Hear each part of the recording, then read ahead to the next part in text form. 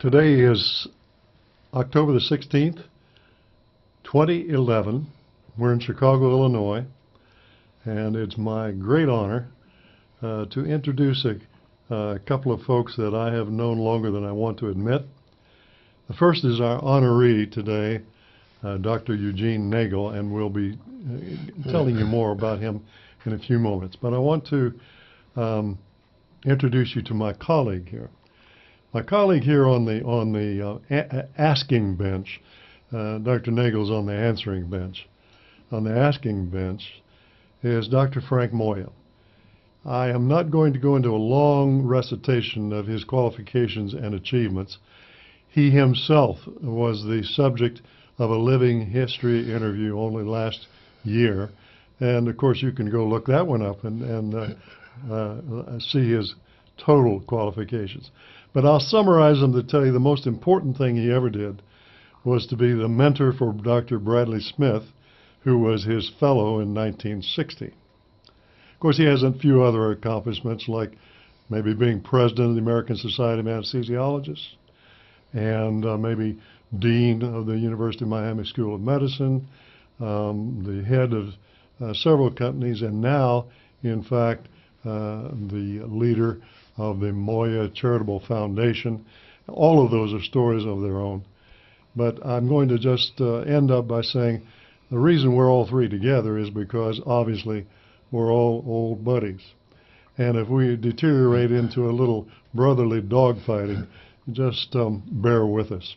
I'm going to ask Frank if you would start off by finding out where this character came from and what his background is.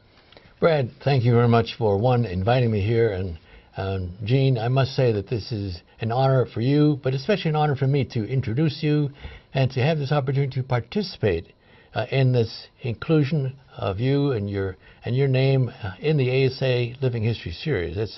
You've got a lot to talk about, and I won't hold things up very much, but I just want to make sure that everyone knows how pleased, how delighted, and how much of a pleasure it is for me to participate in this introduction to you. Gene, let me start off by asking you to start way at the beginning. Not at the conception of you all, but your early years and birth in Missouri. Tell us about that. Well, Frank, if you want to go to the beginning, I was born in Quincy, Illinois, and it was August 12th, 1924. And in Quincy at that time, on that day, it was called Dollar Day. And my dad wanted to name me Buck, but my mother had better sense, and she chose another name. But after a couple of years of going to Indiana and finally ending up in Missouri, we ended up in a small county seat town, Clinton, which is on the edge of the Ozarks, southwest Missouri. Town of about 5,000. The town I grew up in until I was 18 and left had no library. There were about 60 students in each of the 4 grades of high school. And of the 60 that I graduated with, probably no more than 10 went to college. It was very common then for when you graduated high school, get married, get a job, have a family. And there were a few of us that went on to college, quite a few to Missouri University. And my family my mother and dad had made a deal with me, which later they reneged on, that if I saved enough to go the first year, they would take care of the other 3. So I thought that I had enough for the first year, but they decided they would take care of that, and I left at age 18. Now, Gene, you told us about your arrangements about college, but you may be one of the last people we interview who went to the Second World War and played quite a role for 2.5, 3 years in the Second World War. Tell us how the Second World War sort of intervened in your development and in your schooling. Well, Brad, I applied and got a conditional acceptance at Cornell in the engineering field. And I went immediately after graduation from high school. I went to Cornell and summer session, and by October either I was going to be drafted or I was going to enlist, and I chose to enlist. And I didn't get called up then until April of the following year, so I had about 7 months of engineering. And fortunately, that gave the Army an excuse to put me in a more technical branch than the infantry. So I was in the Signal Corps, trained at Camp Crowder. I was an installer of long-distance telephone equipment.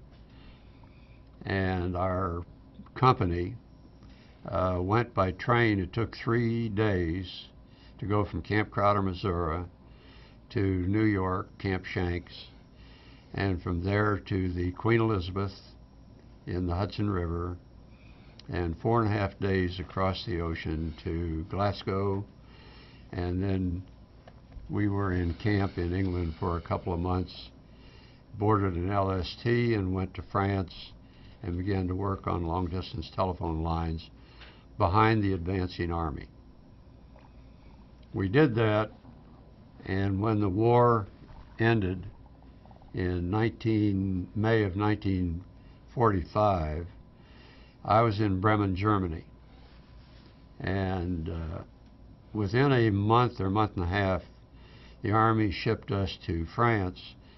There were a number of camps in France named for cigarettes. I went to 20 Grand. These were tent cities. There was Old Gold, Pall Mall, Chesterfield. There were about 8 of these. And each camp had about 70 or 80,000 American troops. We were given new rifles, submachine guns, Garands, whatever, uniforms, shots, and we were going to be part of the million-man invasion of the main island of Japan. And on August 12th, which happened to be my birthday, about 7 o'clock at night, I heard gunfire in our camp. I went out of my tent, and men were shooting their various guns in the air.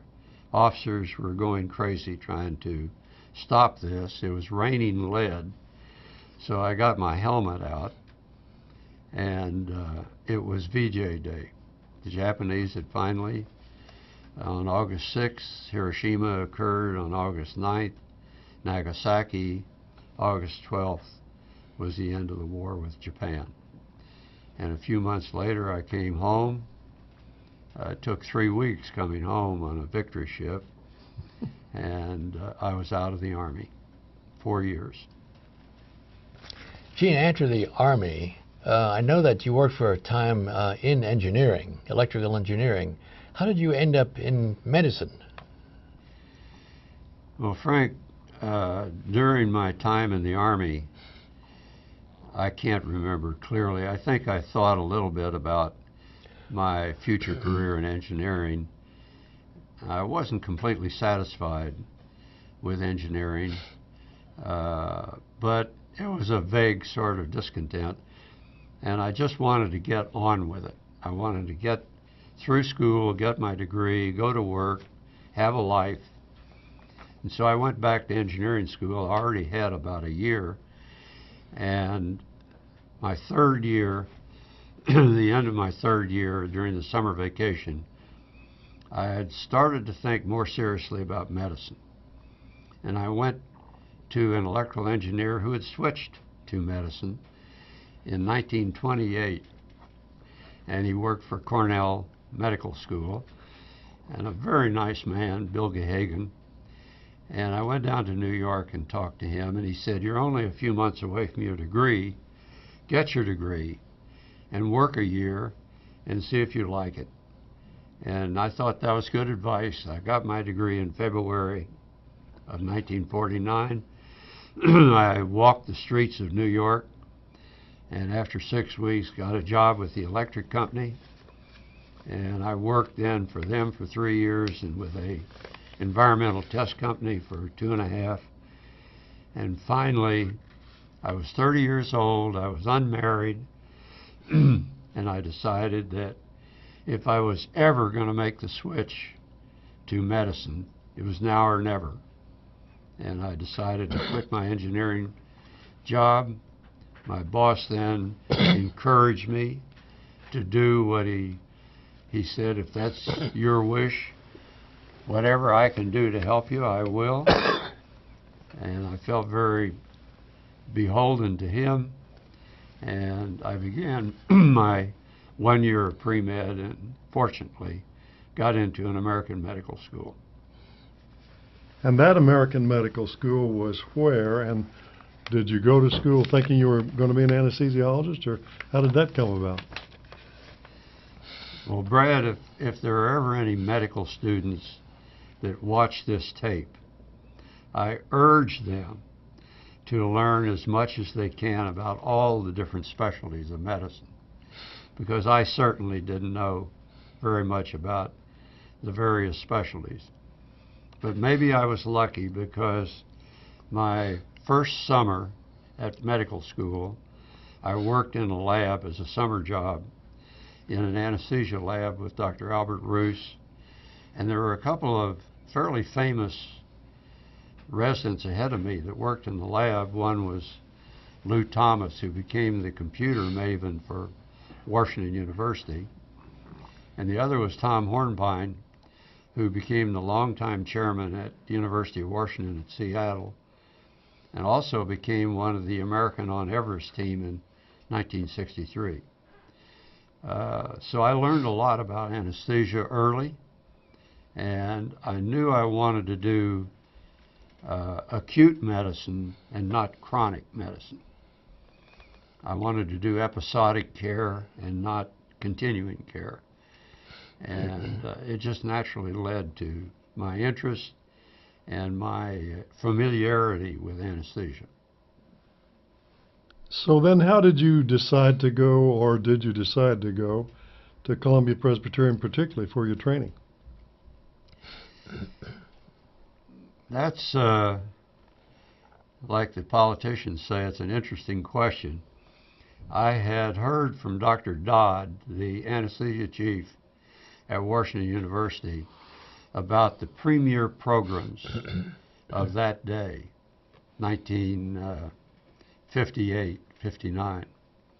And one was Columbia Presbyterian, Dr. Papper. Another was quite possibly Stu Cullen and University of San Francisco. And there were others that were mentioned to me by Dr. Dodd. And going to New York sounded very attractive to a young, still young, unmarried, recently graduated, budding anesthesiologist. And I can't really tell you more than that in terms of why I chose Columbia. I thought it was a good program, and the thought of living in New York was attractive. So there you met some nefarious characters, one of whom was Dr. Frank Moya. You also were friends with Saul Schneider, several other people you met who shaped the rest of your life, I think. There's no question about that. It was a great program. We had great instructors. We had complete acceptance as residents to do the major part of anesthesia in that big institution. The high spot of the program was Thursday afternoons. Thursday afternoon was case presentations. It was done in a pathology amphitheater. And all of the learned professors sat on the front couple of rows. We residents sat in the rear rows. And when you got up in front of that group and presented your case, it was like the Christians going in the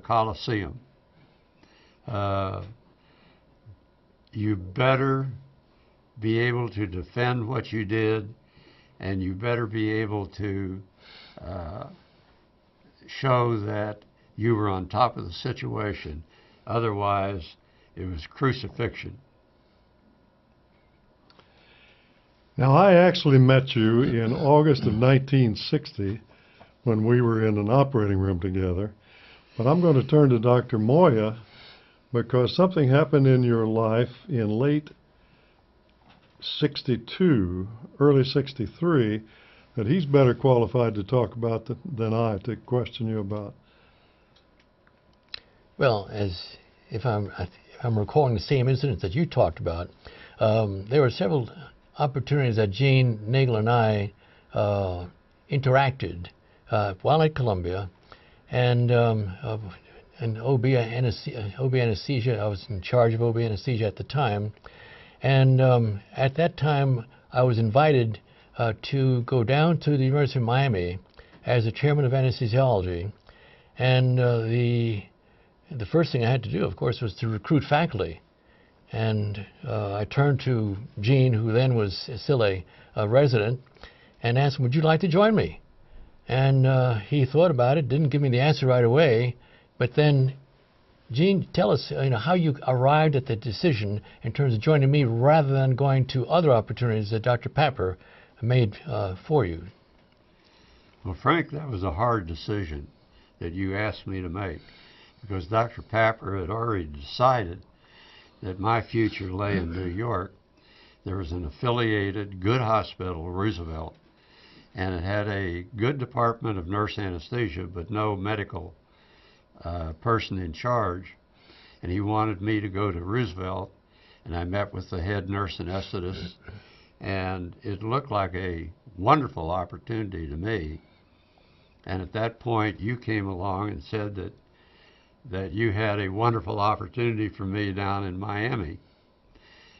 And my parents had retired, long retired, and they were living in Florida, not in Miami.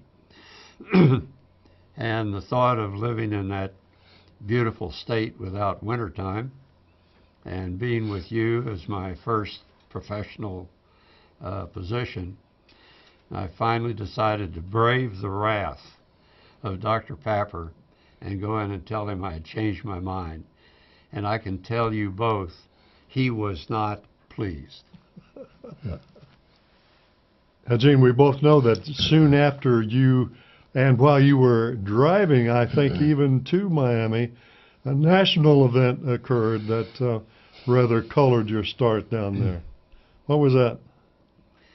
Well, Brad, I was in Georgia listening to the car radio as I drove with all my possessions, probably worth a total of $50, and heading toward my new job in Miami. And it was in the evening, and an event called the Cuban Missile Crisis was occurring. And there were conversations on the red phone between our country and Russia.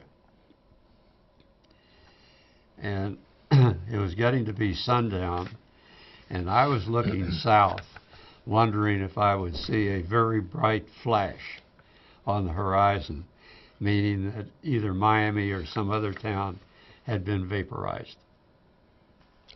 Gene, you were the first member of my faculty that I recruited down to the University of Miami, and others included Bill Ellington and others of that sort. But tell me about the other people that I and you participated in recruiting to the University of Miami, and perhaps how we were able to seduce them into joining a brand new department of anesthesiology at the U. Well, Frank, in the beginning, it sounds like a biblical start. In the beginning, there was earth and water.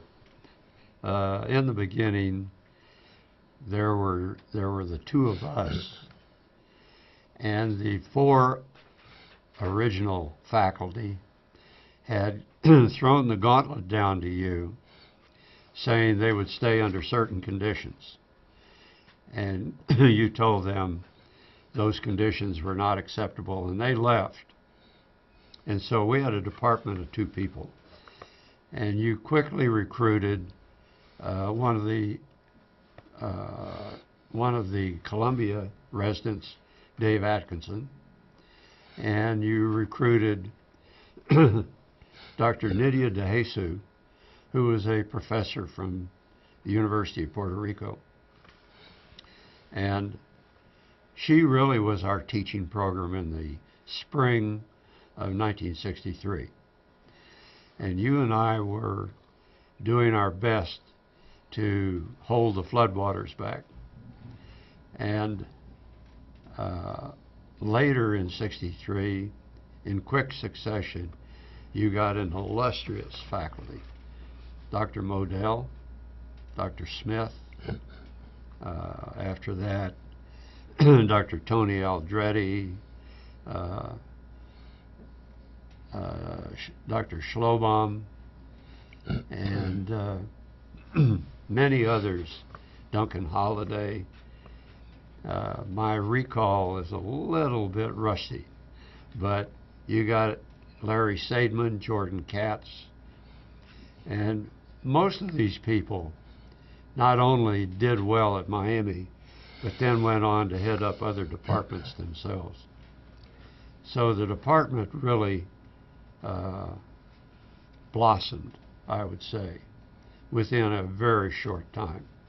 I fully agree. I'd like to add, Gene, to the fact that you, Brad Smith, Jerry Modell, and I formed the nucleus of what turned out to be probably the finest, if not one of the top 10 departments of anesthesiology in the country at that time, during those, I'll call them the roaring 70s, because that was a beautiful time in our experience, in my personal history, and I will never forget those years with you all. Yes, you have many accomplishments in your life. Let's go through them a little bit chronologically. How about at Miami? I saw you doing quite a bit of this, but even so, I wasn't aware of the depth and extent of what you were doing. Tell us just chronologically how you developed your interest in the EMS program. Well, Brad, Dr. Moya, and I lived separately in a high-rise on Biscayne Bay. And one evening, there came a hue and cry in that 12 or 13-story building, and somehow or other we knew it was a cardiac arrest, and we both went there, and the Miami Rescue Squad came on the scene, and Frank and I and the rescue squad tried our best to resuscitate a elderly, overweight guy. It was not successful, and the fire lieutenant, Ken McCullough, said to us that no matter what we do, they all die. And that so piqued my curiosity that I said I'd like to come down to the main fire station and talk to you and the other rescue people on a Saturday. And that really was the hook that got me into EMS. Ken McCullough rose from lieutenant to captain to chief, and unfortunately is now departed. In fact, all of the chiefs that I grew up with in Miami are gone except one. But my experience in training and teaching these essentially firemen to be what we called paramedics now was probably the most fun, the most pleasure that I had in my career. Tell us a little bit more about the nuts and bolts of this, developing this, what eventually became an international program that you and a few colleagues really got started right there under my eyes way back there in 65, 66. Well, a Irish physician by the name of Frank Pantridge came out of the war. He had been in the Japanese prison camps for about 6 years. He weighed 70 pounds. He had beriberi. He went back to Ireland and became a chief cardiologist in Belfast. And he started the mobile coronary care concept, putting a doctor and a fellow, or a fellow and a nurse, on a lorry and going out to the town to treat a cardiac arrest. And it received wide publicity, and there were about 4 or 5 places in the United States that started out copying this. Len Cobb in Seattle, Mike Criley in Los Angeles, Bill Grace at St. Vincent's in New York, Jim Warren in Columbus, Ohio, and Eugene Nagel in Miami. But the other places were interested only in coronary care, and they had a doctor aboard the vehicle. And I just felt from the beginning that there's no way that this system could be so disease specific, and that what we needed was mobile intensive care for anything, trauma, gunshot, whatever, and you couldn't have a doctor on every vehicle. So we needed to create a new type of person, and for want of a better term, the Army called them clinical specialists, but I didn't like that. The Highway Safety called them EMT, emergency medical technicians. But I found the term for the airborne was paramedic, and that seemed very acceptable to the firemen. So we wanted people in the field to do limited medical interventions, try to save lives, keep them alive until they got to the hospital. And if we needed medical approval, it would come through the radio, telemetry, and voice command. And so my system was the first to use paramedics without a doctor aboard the vehicle. If I could just amplify a little bit, I'll tell the audience, you won't brag on this, but I know that you are credited all over the world with inventing the term paramedic, and it's so stated in the literature. You can probably give the reference, you don't need to. I remember that you're the guy that's credited with coming up with that now ubiquitous title. Now, in addition to your medical skills, and you had many, I think it's ironic that right early on, as you were developing the program, your old electrical engineering skills came into use too, to the extent that you contributed some things that are still in use today in principle. Tell me about that. Well, for one, when we started the program, there were 4 companies that made defibrillators. And one of them was a new fledgling company in Seattle called Physio Control. There was Corbin Farnsworth, there was American Optical, Mind Safety. So we bought the first Physio Control, and unless I'm mistaken, it might have been their original first product off the assembly line, serial number 101. We put it on our heavy rescue, and within 2 weeks we shook it to pieces. So I put it in a body bag and shipped it back to Seattle and told them they needed to shock mount all the assemblies and Gliptol all the bolts and nuts so it wouldn't shake apart. And a couple of weeks later, their sales representative, actually sales manager Rod Proctor, came back with a new one and gave it back to us. And out of that small beginning, a very big company, Physio Control, dominated the defibrillator field for many years. The telemetry program, again, it was during the early astronaut phase, and I needed a way to send electrocardiograms voice modulated or tone modulated over a voice channel.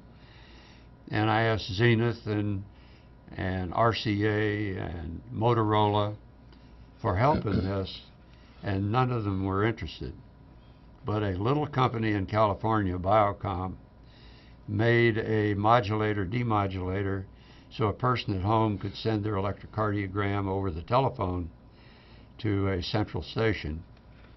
And the first models didn't work, but the later models did, and out of that came the telemetry systems that many cities used, including Miami.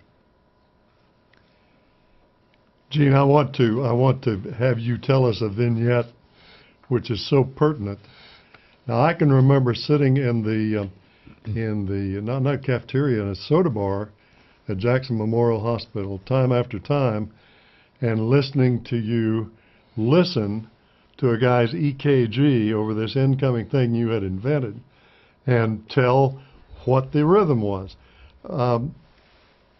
In about 74, 73, Dr. Frank Moya invited the Association of University Anesthetists to Miami, and you were on stage giving a lecture. Tell us what happened during that lecture. Well, the residents at Jackson Memorial in Frank's department, when they were assigned to the recovery room, would answer the radio for the fire department. But there was a cardiologist, Jim Hirschman, and myself that carried radios, and we were the senior people on the radio. And so we would override if we thought the resident was either slow in coming on or needed to be better instructed. So I was given the talk at the AUA, and these are 100 of the most prominent professors and chairmen just about in the country. And I wanted the talk to go well, obviously. And in the middle of it, my belt radio went off, and the modulated tone, I don't know if I can simulate it, but it would give you a regular sound if it was a heartbeat, and a very irregular sound if it was ventricular fib and needed to be defibrillated. And the fire lieutenant called, I answered, I interrupted my talk, listened to the tone, said defibrillate, start the IV, give bicarb, and do the other modalities that we commonly did. And he said, the patient has a blood pressure now and is starting to wake up. I said, bring him into the hospital. I went back to my talk, and it was a great case presentation. The audience loved it. I'm sure today an audience would think you made that all up for their benefit. In those days, they believed every minute of it. And mind you, he was on the podium in front of this large audience of academicians at that time, and they were stunned. They literally were stunned to actually overhearing what was going on. Gene, obviously we've now heard of your many achievements, but tell us now of an achievement that you're most proud of in your professional life. Well, Frank, if my wife were watching this, she would say, I should obviously say when I married Joan, but what I'm most proud of professionally would probably be the completion of what was a small program in Miami that became a worldwide program in just about every country, meaning fire and police, which previously were the two main public service programs, were joined by a third leg on the stool, which we call EMS, emergency care. And it is now an accepted, expected benefit of all civilized countries. How did this get into your relationship with the nation of Israel? Well, that kind of gets into what I call missions. There was a Jewish businessman in Miami by the name of Turner, T-E-R-N-E-R, and he had a rather large women's pocketbook company, He had 500 employees. It was a big company, and they made leather pocketbooks and other accessories. And he had seen the Miami program, and we got a lot of publicity in Miami. The media that I often criticize, they gave us a decent shake. And it was hardly a week that we didn't have an article in it about something to do with emergency care. Turner read this, and Turner went to the national organization that funneled funds, bought ambulances, shipped them to Israel. It was in New York, and suggested that they send Jim Hirschman and I to Israel and to talk about paramedic programs. So in 1972, Jim Hirschman and I made the trip to Israel, did I call it a dog and pony show across Israel. The two main medical schools, Tel HaShomer in Tel Aviv and Hadassah Hospital in Jerusalem, and many other hospitals. And the MDA, which is their ambulance service, Magin David Adom, they wanted the program, but it took a number of years, 5 in fact, before an American doctor, Nancy Caroline, agreed to go from Boston to Israel and to teach the first group of paramedics in that country. So the mission was successful.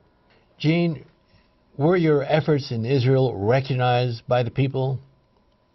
Well, we were given the humanitarian award,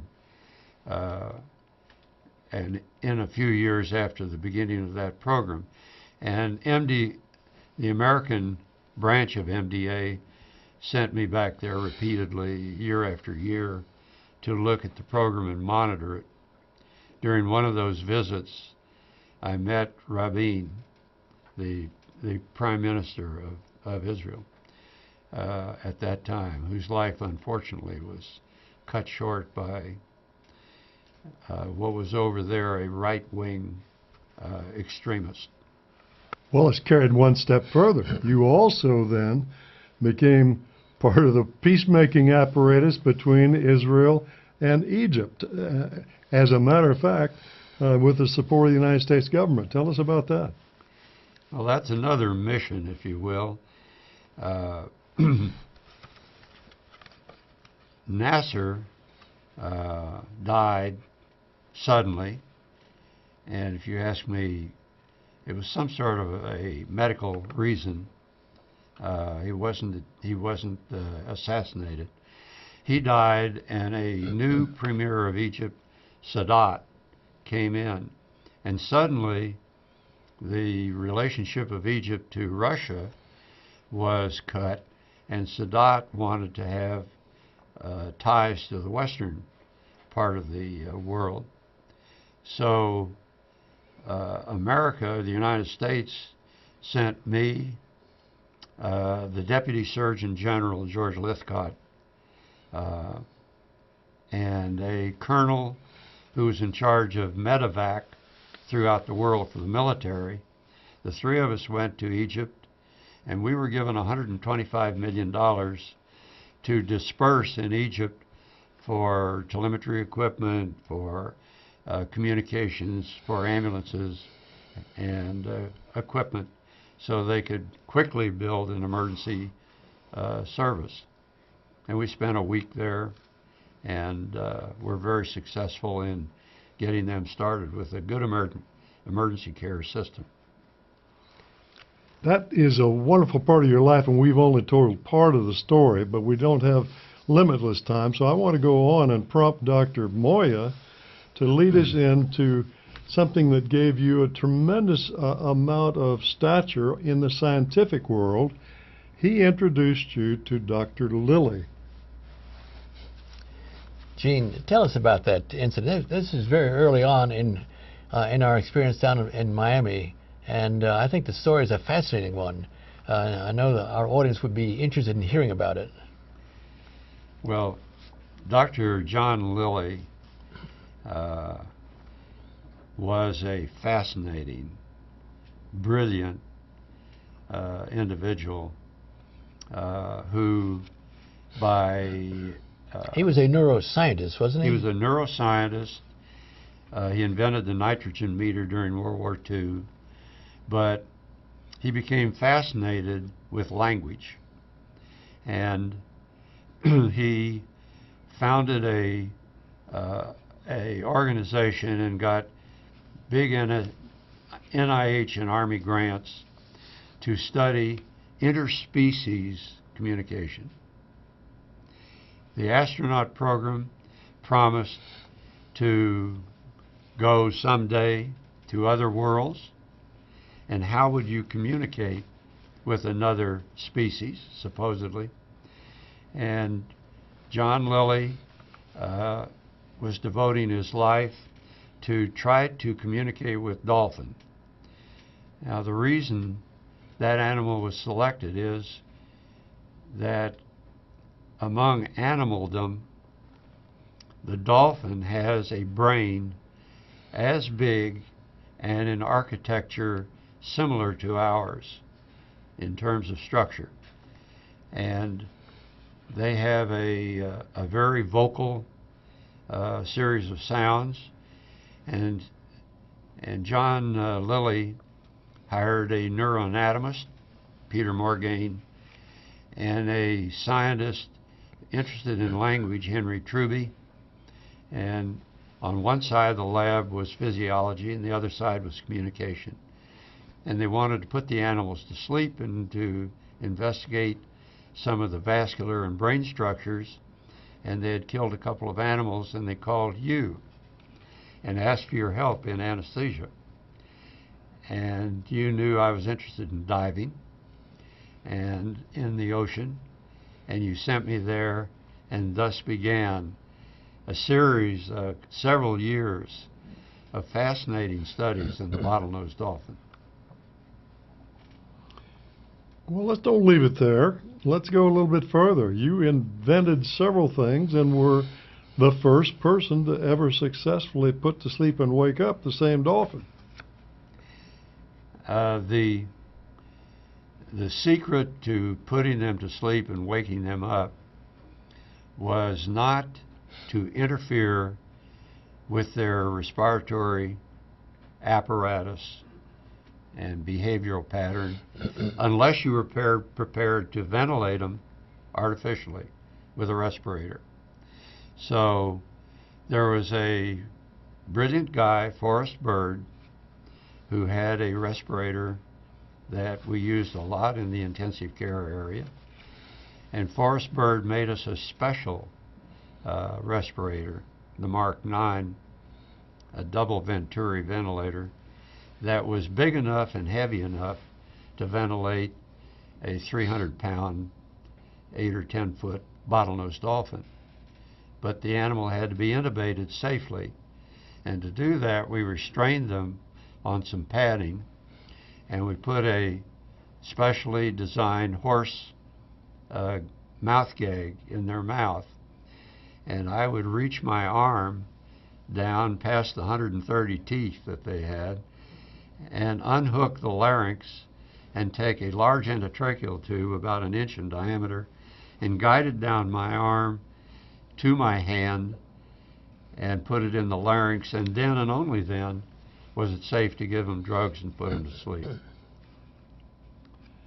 Audience, I want you to know that this guy is not exaggerating. I saw it happen. It actually happened. Here he is with his arm buried past all these teeth. Well, that's wonderful. I'd like to spend more time about it because you published in Science. You became the center of some controversy because non-anesthesiologists decided they would proclaim that nitrous oxide wasn't really an anesthetic, and a bunch of stuff we won't get into now.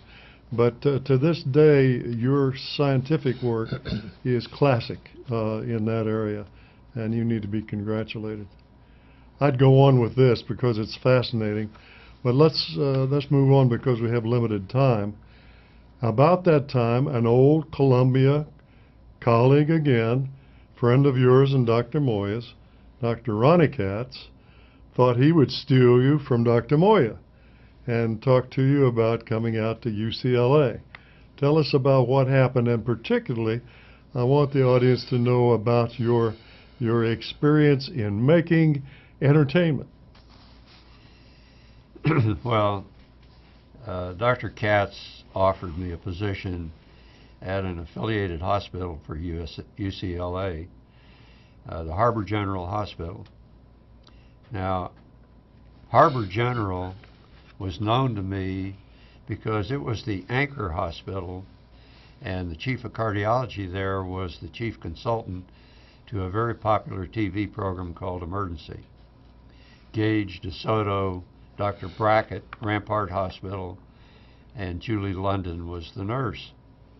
Well, I went there, I met Dr. Criley, I met the faculty and the residents. The UCLA residents rotated through the hospital. Looked like it had a great potential. And I was attracted to the fact that I was now on the home ground of that program, Emergency. And Dr. Criley was a very generous guy, took me there. I saw Studio 51 where the program was made, met the principals, and the producer, Bob Senator, asked me about what would you would have the program do in the future.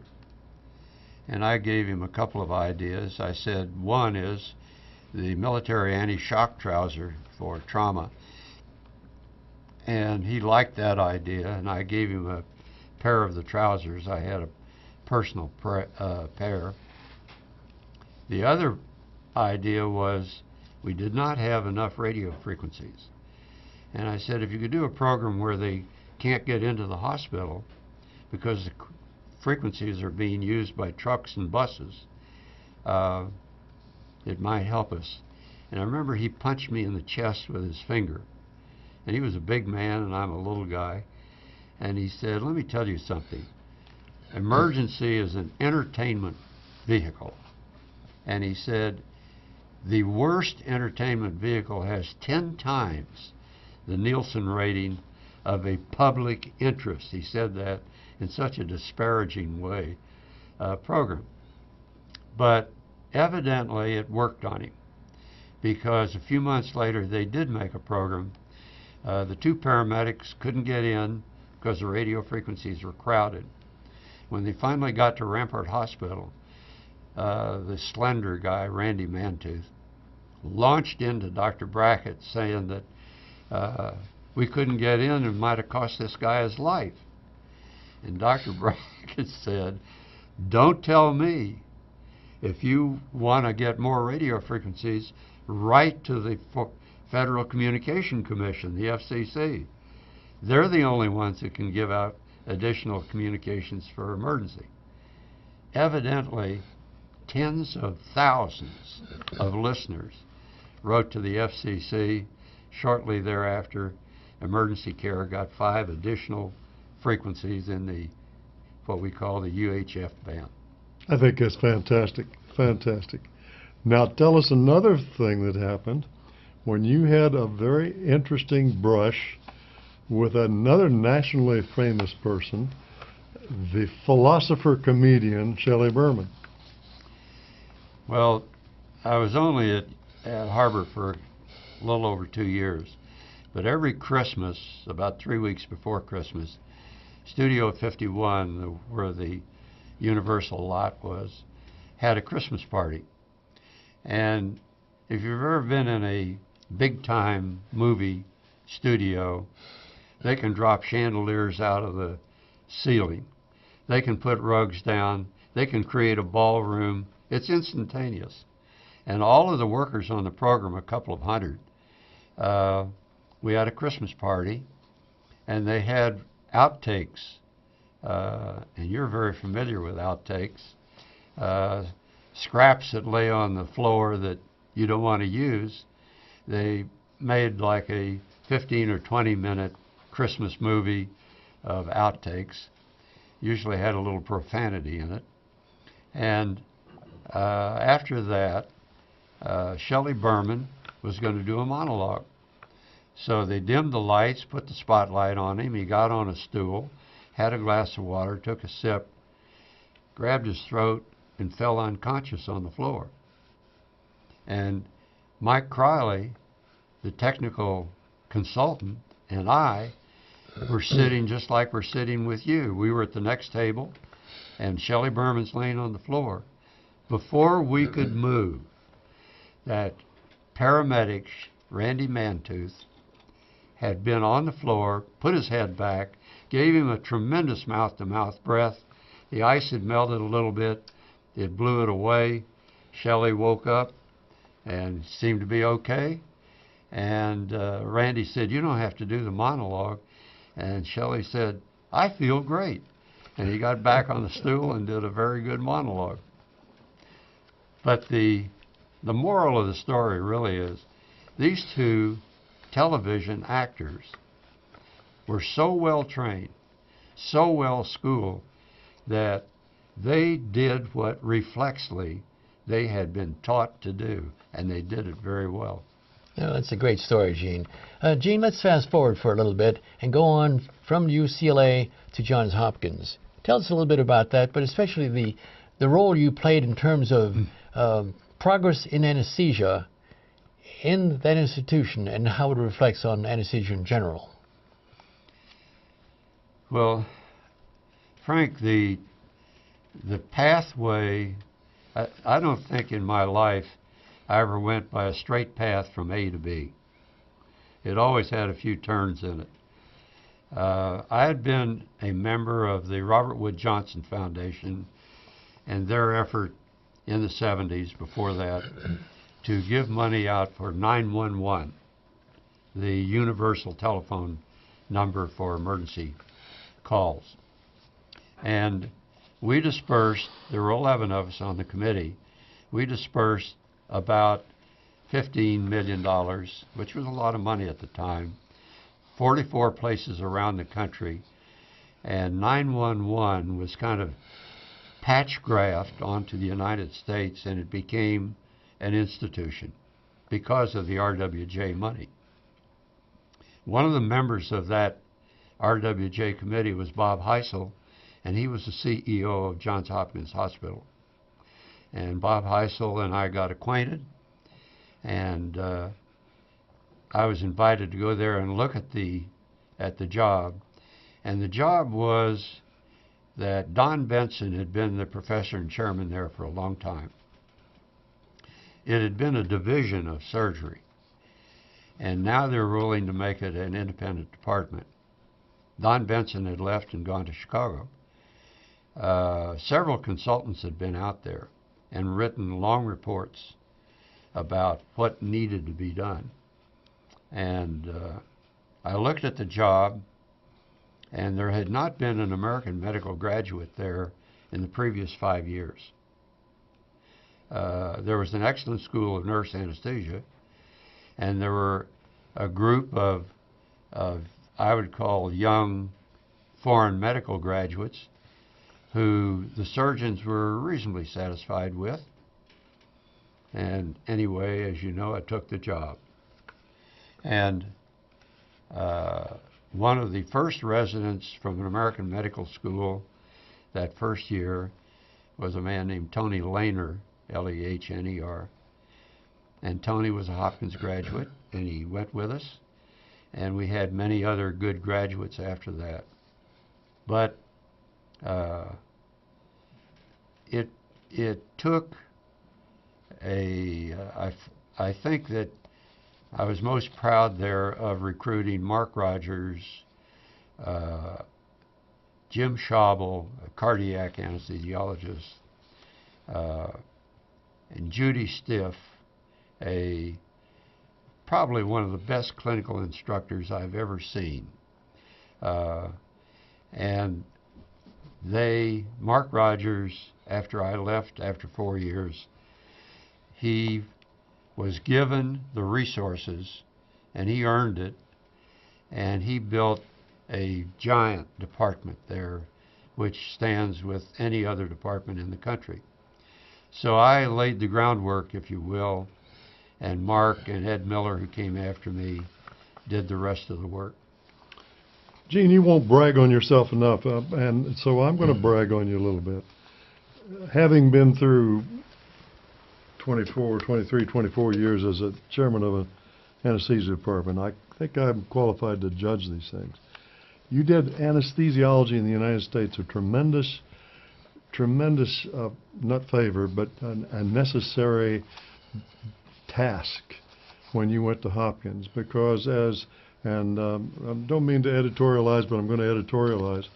Hopkins was highly respected all over the country, so what they did in Hopkins must be right. Well, unfortunately, one of the things they did at Hopkins was to vastly underrate the necessity of physician anesthesia. And this is not controversial, it's a matter of record, that one of the main opponents to this new role was Blaylock, and so he passed it on to some of his principal surgical colleagues. So what you were faced with was the necessity for changing the attitude of the whole hospital population, but particularly the surgical staff, to what physician anesthesia was, what it could do for them. And you went further than that. You also showed them what excellent organization and direction can do for medicine in general. And I happen to know that you were in charge of the operating rooms and in charge of critical care when you left there, thus setting the stage for your successor to go ahead and have a jump start to get the department up to where it was nationally important, and today clearly one of the best in the world. And I think, nobody can give you enough credit for turning that impossible corner between underappreciation under the Blaylock era and clear respect today at Hopkins stems from your work. And I'm going to say your sacrifice of yourself while you were there. There, I've said it. A big kudo to you. Forget it. Brad, if you want a kind of a mental picture of going to Hopkins in those days, I have to go back to my father in World War I. That was trench warfare, and when it was almost like the Civil War. And when the soldiers came out of their trenches and advanced on the enemy, there was barbed wire, and somebody had to throw their body on the barbed wire, and the other soldiers would walk on their back so they could go forward. And so I think you're essentially correct that I threw myself on the barbed wire there, and the troops did advance, and we ultimately won a victory. I know it's correct. I have visited there officially while you were chairman, and I visited there officially a few years later under your successor. I saw the change. I saw the attitudes, and I won't say any more about it. I want to go on, though, and again go back to Dr. Moya, because in 1962, he introduced you to somebody who in 1976 or whenever it was, when you left Hopkins, became again very important in your life. And I'm talking about Jerry Converse. Gene, again, moving forward in your life history, you left Hopkins and went into private practice. You knew Jerry Converse and his wife, wonderful wife, Gwen Connor, and so you joined them down in Winter Haven. Can you tell us about the extraordinary experience that you had during those first few weeks of suddenly going from academic medicine, little or no clinical work day to day, into full-time clinical practice with Jerry and Gwen Connor down in Winter Haven? What was it like?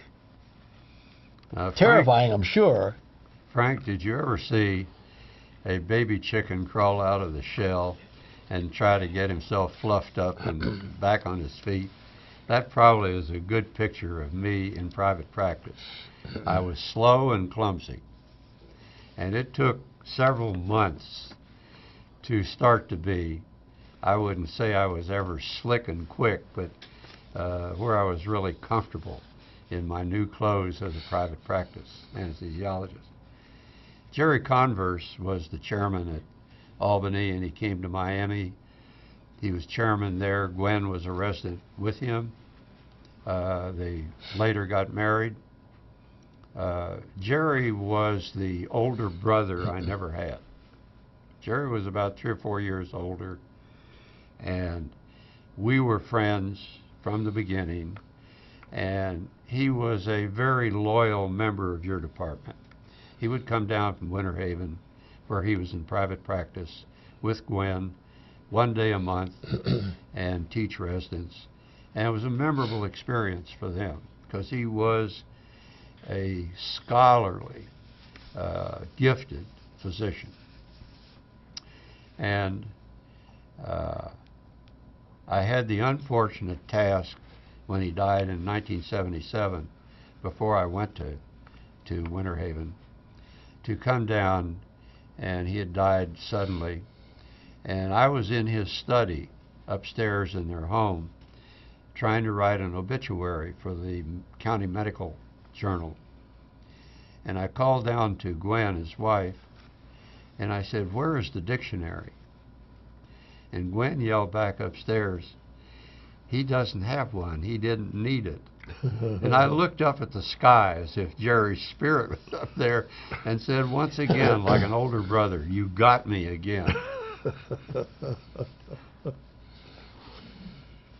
Gene, those years that you spent in clinical practice in Winter Haven, at some point you decided to slow down and change gears, stay in anesthesia, but change gears and see if you can find if not a better life, but an easier life for yourself. Can you tell us about that? Well, first of all, Frank, when I went to medical school, I was 30. When I got out of training, I was 39. I then got married. We had 3 children. And I was now 68. And at 68, I asked the group at Winter Haven if I could stop taking night call.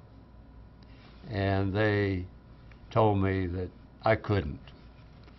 And I had a friend at the University of South Florida in Tampa, John Downs, and John said, "Come over here 2 days a week and be a clinical attending on the floor, and no night call." And I did that for 4 years. And now I come to, and I had somebody just the other day ask me, "How did you decide to retire? What is it that makes you want to retire?" And when do you know that you have to retire? Well, or step down or slow down? I would like to say that you're not going to go out in a cloud of flame. Let's say that you want to retire. And my answer was, in that 4th year, I was now 72. And I had realized that year I was out of date. I was no longer current. And also, and this is important, it was no longer as much fun. And I think you practice, if you're fortunate, you practice and you enjoy it. And when you no longer enjoy it, and if you don't have to do it, by all means, leave gracefully.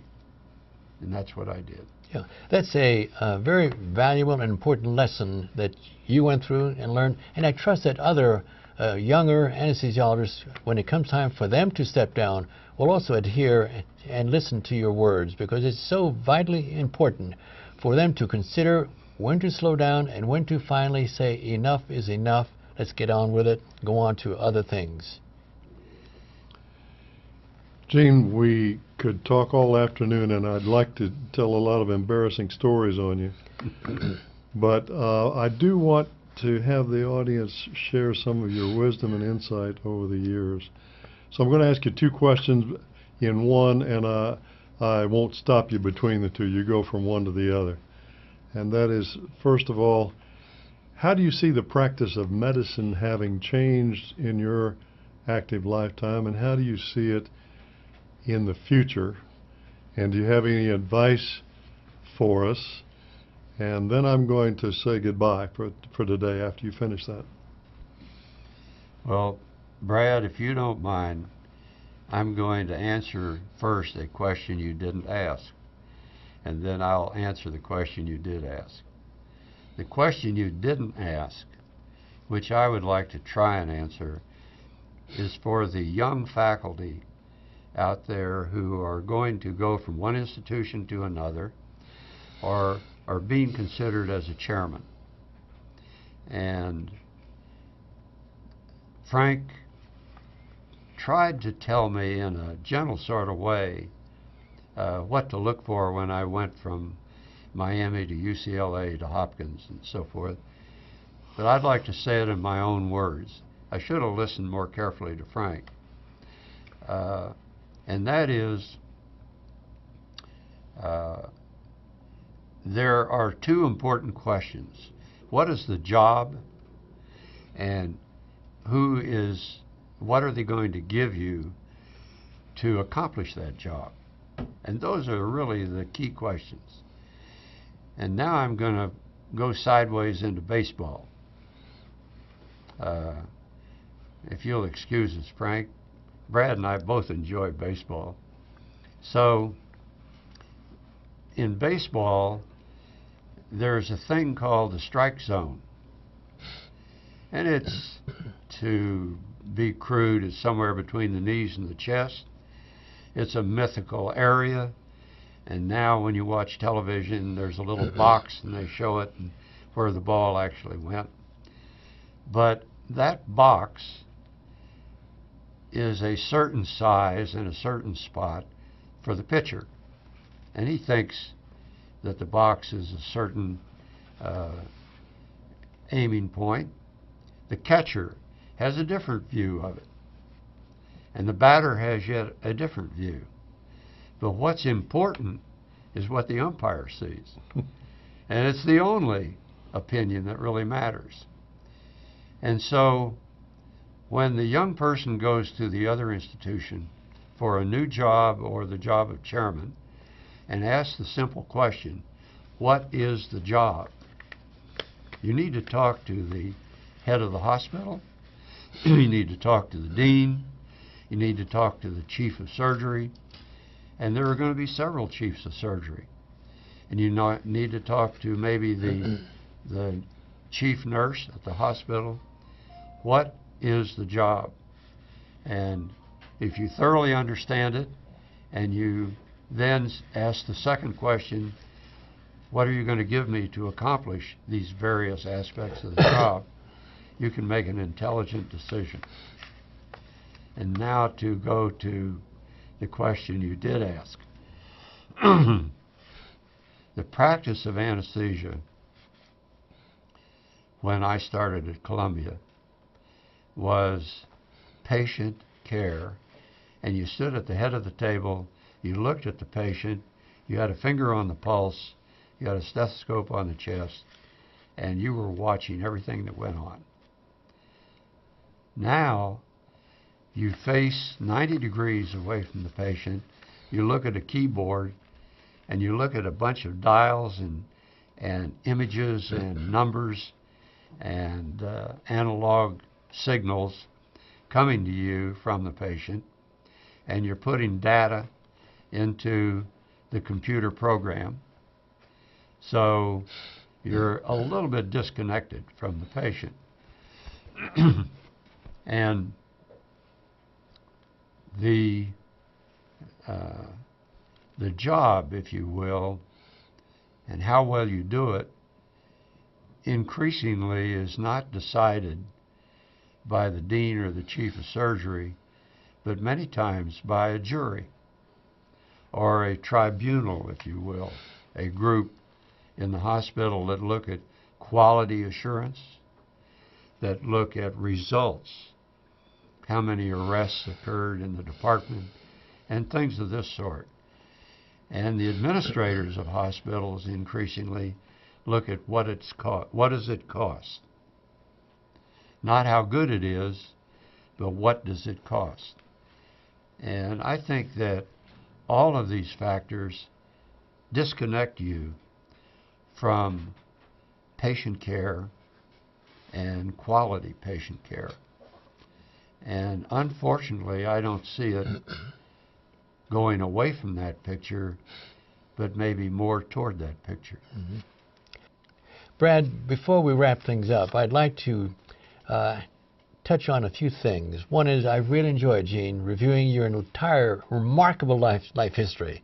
I know that the audience will really enjoy it. It's from your birth in Quincy, Illinois, going through World War II, and with me in Miami, and with the world in Israel and throughout the world. But you've had many, many accomplishments. Well, along the way, you met a lovely woman named Joni. I want you to tell me, one, about your family, and two, about how many great-great-great-grandchildren you now have. Well, you could really embarrass me, Brad, by asking me what the birth dates are of my 6 grandchildren, and I would not be able to tell you. But yeah, as a second marriage, I married Joan. We've been married 48 years. Joan is about 11 years my junior. She's an OR nurse. That's how we met. We've traveled a lot together. We've had 3 wonderful children. Linda, the oldest. Dennis. Linda is in North Carolina, married, has a single child, our grandchild, Kaylee. Dennis, a lawyer in Virginia. They've 2 adopted daughters. And Susan, our youngest, married to an emergency physician, Tim Wolf, live in Salt Lake. They have 3 wonderful children, Zach, Megan, and Todd. And Grandpa Nagel recently had a visit from the Wolfs, and the 15-year-old Zach wants to be an airline pilot. I took him out to Brown Seaplane Base, and an instructor took him up in a float plane, and he shot about 4 landings and 4 takeoffs, and he was proud and pleased to put the first hour of flight in his logbook.